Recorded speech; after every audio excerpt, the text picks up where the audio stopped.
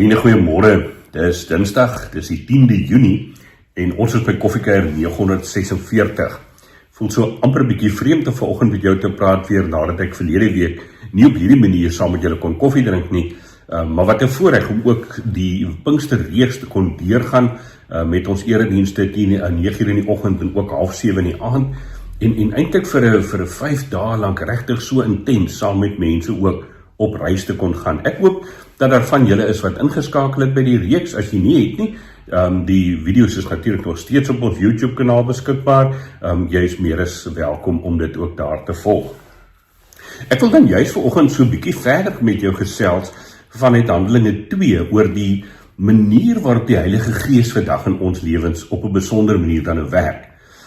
Ons ken mos die verhaal en ons het Sondag ook in ons erediens daarby stilgestaan.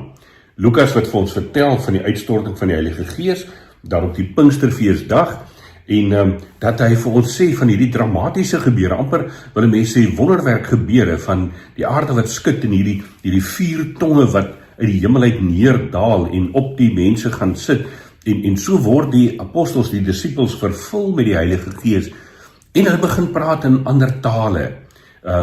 Ons sê, Lukas sê vir ons daar, in vers 9, Perse, Mediërs, Elamiete, inwoners van Mesopotamië, Judea, Kappadosie, Pontus, die provinsie Asië, Frigië, Pamfilië, Egipte, die hele Libië, om Sirene, mense uit Rome, almal hoor die evangelie van Jesus Christus in hulle eie taal. Verskriklik belangrik dat die evangelie op hierdie manier uitgedra word.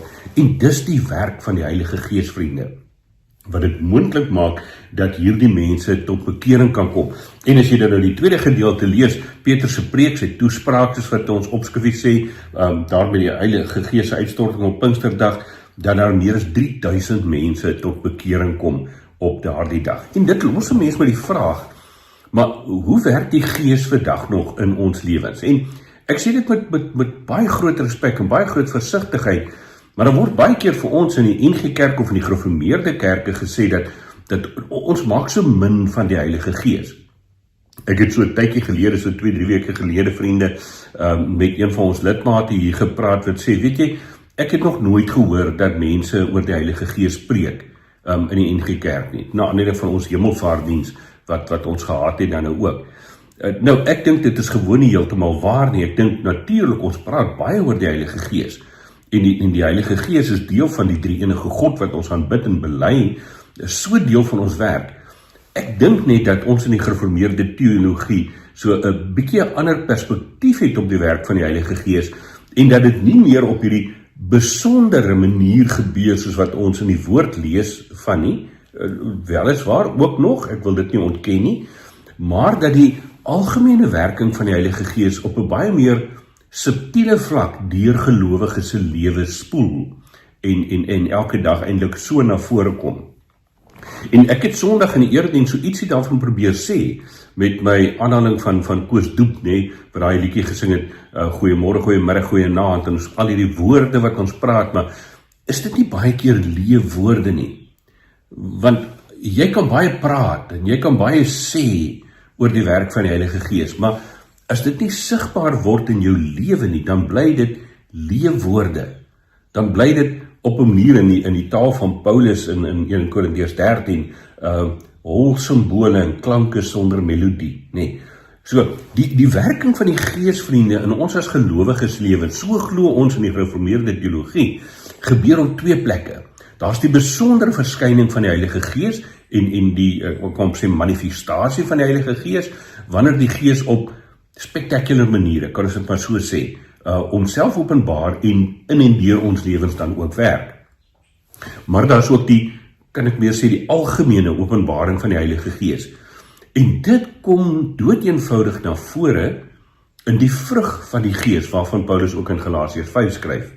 Liefde, vrede, geduld, vriendelikheid, goedhartigheid, nederigheid, selfbeheers. Julle ken daardie vrug van die Gees.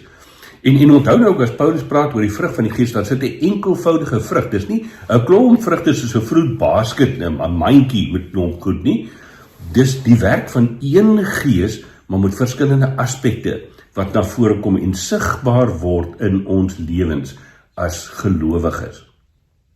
En nou wil ek jou uitnooi vanmôre, as ons nou nadink oor Handelinge 2 weer eens, dan is die vraag, watter roeping lê daar op my en jou lewe om ook die evangelie van Jesus Christus onder leiding van die Heilige Gees te gaan uitdra, te gaan praat daaroor. En praat wil ek dan nou tussen aanhalingstekens sit, want dit gaan nie net oor ons woorde nie. As ons kyk in ons eie land, ja, ons het 11 amptelike landstale en die soveel mense van ander lande, ander talige mense ook nog in Suid-Afrika. So daar is die moontlikheid dat ons moet in ander tale praat sodat ons hierdie ouens kan bereik. Maar daar's baie maniere waarop dit gedoen kan word. Maar die een taal wat ons almal kan praat, vriende, is die taal van liefde, die taal van omgee, die taal van iets van God ons Vader se hart op die tafel sit, wanneer ons met mense in aanraking kom en wanneer ons met mense 'n pad loop in hierdie lewe. En daarom wil ek vanmôre jou uitnooi om ook hier na Pinkster regtig daaroor na te dink, om te vra, maar hoe word die taal van God se hart, die taal van liefde, ook in my en jou lewens sigbaar, deur byvoorbeeld die praktiese uitleef van die vrug van die Gees in ons lewens. Dink 'n bietjie daaroor na. Kan mense, sonder dat jy 'n woord sê, uit jou lewe sien, dat jy 'n volgeling van Jesus Christus is, op grond van die vrug van die Gees wat sigbaar raak in jou lewens? Vriende, ek dink nie, dit is altyd maklik nie. Ek bedoel, vra vir my, julle weet ons sal ek het gesê, my geduld is maar redelik kort in hierdie lewe. Maar dis die roeping wat ons het. Dis die uitnodiging wat ek en jy het, om as gelowiges, as kinders van die Here, as sy gestuurde, sy apostels, ook in hierdie lewe so te leef, dat ander in ons dade kan hoor dat Jesus koning is in ons lewe. Mag ek en jy elke dag vanuit hierdie werklikheid van die Heilige Gees wat in ons is en ons begelei leef, sodat God verheerlik word en sy koninkryk gebou kan word. Kom ons bid saam. Here, baie dankie dat ons vanmôre ook hier na die Pinkstertyd en die viering van die kerk se verjaarsdag met Pinksterfees nagmaal, dat ons ook kan stil word en vra, maar hoe lyk ons as koninkrykskinders se lewe? Hoe tree ons op? Wat sien die wêreld raak? Wat hoor hulle in ons woorde en ons dade van elke dag? En dan is my gebed, Here Jesus, dat U deur die Gees wat inderdaad in my is, vir my sal begelei om al hoe meer die vrug van die Gees in my lewe te laat sigbaar word. Dat ek fyn ingestel sal wees, o Heilige Gees, op U stem en op dit waarmee U besig is in my lewe, en dat ek op daardie manier dan ook sal reageer, sodat U koninkryk gebou word. Dankie Here dat U ons so lief het, dat U met ons as mense hierdie pad wil loop, en dat U ons so wil gebruik ook in die opbou en die uitbou van U koninkryk hier op aarde. Wees met ons, seën vir ons ook in hierdie week, sodat ander U seën ook in hulle lewens kan ervaar. Ons bid dit, Here Jesus, in U naam. Amen. Vriende, ek hoop jy het 'n heerlike week wat voor lê.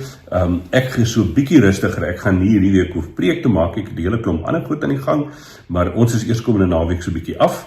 Na die Pinkstertyd het ons 'n naweekie weg wat ons saam met Jamie se familie so draai op Struisbaai gaan maak. Dan nie verse ry nie, maar wat jy ook al doen, mag die vrug van die Gees in jou lewe sigbaar word. Ons gesels Vrydagoggend weer. Intussen tyd, geniet jou beker koffie, mooi loop en 'n mooi week vir jou.